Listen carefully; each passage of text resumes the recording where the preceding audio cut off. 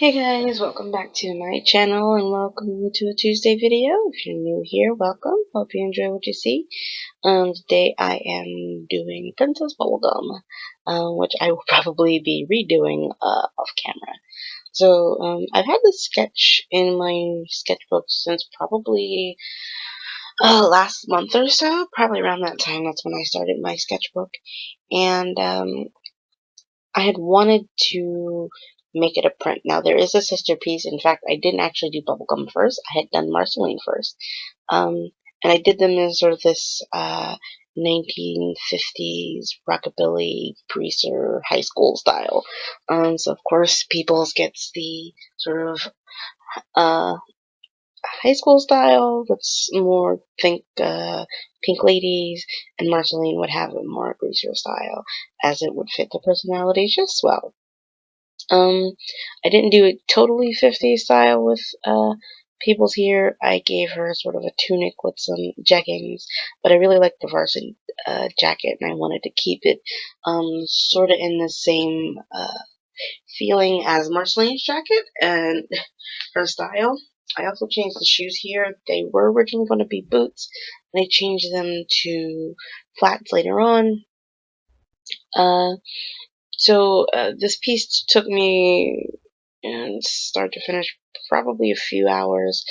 The only reason I didn't ink and color this traditionally is I initially wanted to watercolor it, but I knew it needed some fixes, and it would be easier to do the fixes on computer than to try to do them digital or traditionally. So that wasn't a big deal. My issue came in when I went to try watercoloring this. I realized my ink was not going to hold up, which is surprising. I'm going to guess that it didn't sit long enough, because I have painted over printed images before. So I'm not sure what the deal was with this one here. Maybe because I was using opaque ink the last time. I'm not sure exactly. I'll have to test it again and see what happens. But thankfully I had my Copics. The bad part about the Copics is I struggled for a good hour trying to find good skin tone and hair tone for her. Because she's so monochromatic, I don't have the correct pink tone for her hair. At least I don't think so. So I had to go in with my colored pencils to do her hair, which was a struggle as well, but you'll see that later on in the video. Here I'm just trying to add accessories, because I tend not to do accessories or anything when I do art pieces. I wanted to try to add something more to the outfit besides the jacket. And as you can see, she's holding a tablet there. It's covered with a purple, like, pleather case. And I also am very aware that her crown is not true to form, because I didn't add that little piece there that you see me struggling with. I struggled with it so much, at the end I just said screw it. I just could not with that crown. It was not happening at all. But that's okay. Like I said, I'll probably be redoing this piece, so I'll just go in and sort of fix the things that need to be fixed. Now, coloring her in traditionally would have been okay, but I had quite a few hiccups. For some reason, I don't know why this is, but my markers tend to get really juicy from time to time, and they will, like, bleed ink, and it's always sucky when it happens, because you never know when it's going to happen. And sure, I can fix it digitally, which I did at the end. I did that off camera because I was just so irritated. I wanted to finish the piece because I had started it, and I wanted it for today's video, but I was highly irritated with everything that went wrong with this piece. Me not being able to do watercolor was not an issue, but I had some watercolor markers that I had tried to do over my pencil for the hair. I had managed to smudge that in a couple places, and I had the ink bleed, and yeah, it was a lot. I was just very frustrated. by the whole traditional process. Also, I don't know where my good pencil sharpener is, so I will tell you right now, when you see me do the hair, you're going to see that it looks pretty angry. That is not uncommon for me, unfortunately. I am not the most patient colorist when it comes to pencil work. I mean, I can do it, but I also want it to be done quick, and pencil doesn't go on like marker, so I'm fairly impatient when it comes to that. Also, I tried to do more with the hands. I wanted to give them form. I wanted you to be able to see where the fingers separate properly. I even turned the whole canvas to do this, which is something to be said because this is something I really don't do. I don't turn my canvas a lot unless I'm trying to get correct proportions. I even gave her a ring that I think she would have gotten from Marceline. I thought it was pretty cute.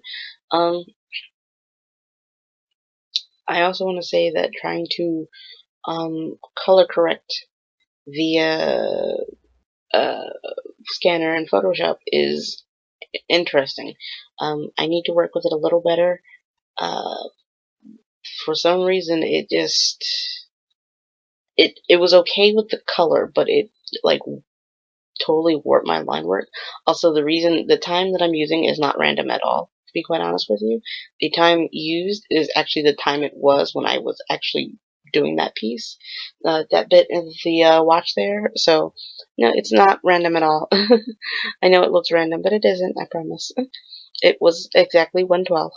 I think PB is the type who would use military time, as I do use military time on both of my phones that I carry around with me. One is actually functional, with calls and everything. The other one is not. The other one I just sort of have around because it has my music and stuff on it, and I don't have a memory card for my new phone. And the other one is, there's something wrong with it, and I'm not going to put it in my new phone. So, that's sort of where I'm at. All in all, I wasn't mad at the digital process of this piece. It was kind of straightforward. Just some tiny fixes here and there. I tried to do some sort of faint line work for the eyes just so I knew where they went, but they weren't necessarily with a black outline because I wanted to try something different. I'm not sure when I'm going to do the Marceline piece because I really don't have any colors for her skin tone. I mean, I could do it in pencil, but I would rather do it in marker because I think I can get a better render from my markers than I can from my pencils. Oh man. And apparently I slept weird last night because the left shoulder and neck area is a disaster.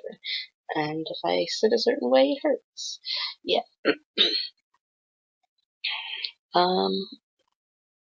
So this is fairly straightforward. It's marker work. But I was trying to remember techniques I had seen watching other YouTube artists. I don't like do a whole rendering like some artists can with their markers, but I was pretty pleased with how the face came out, how the shading came out on her arms and her legs and feet. It wasn't terrible. I tried to keep it almost completely monochromatic. I almost kind of wish I gave her some pink pants because that would have definitely fit better than the blue jeans, or capris as they are. But I didn't think about it at the time. I was like, I'll just give her some blue jeans because it's a neutral, and I didn't go look at some some colors to fit her palette there. I also want to try to work on those lips a little bit more. I wanted to give her a gradient lip, but it didn't come out the way I had planned. And as you can see underneath, I've got my sheet, and there is the bleed. Oh man, that bleed is bad. This is actually the part where I got really, really annoyed because it kept bleeding. And I tried to sort of try to blot it out as much as possible on the sheet that you see at the bottom there. That is my little swatch sheet. I was testing a ton of color. Because originally I was going to use like that shot pink for her hair, but it was way too much. So, Yeah, I was quite livid about that ink blot, that ink bleed. It was just too much for me to handle. And I almost didn't make her jacket pink. I was going to make the sleeves pink, but that's not how varsity jackets generally go. Um, but I was trying to figure out how to shade everything and get the proper color without it all blending into one another. But thankfully, I have plenty of light reds and pinks. So I used pink barrel and actually rose quartz on the sleeves and the shirt, the shade. The shirt is actually white, as are the sleeves.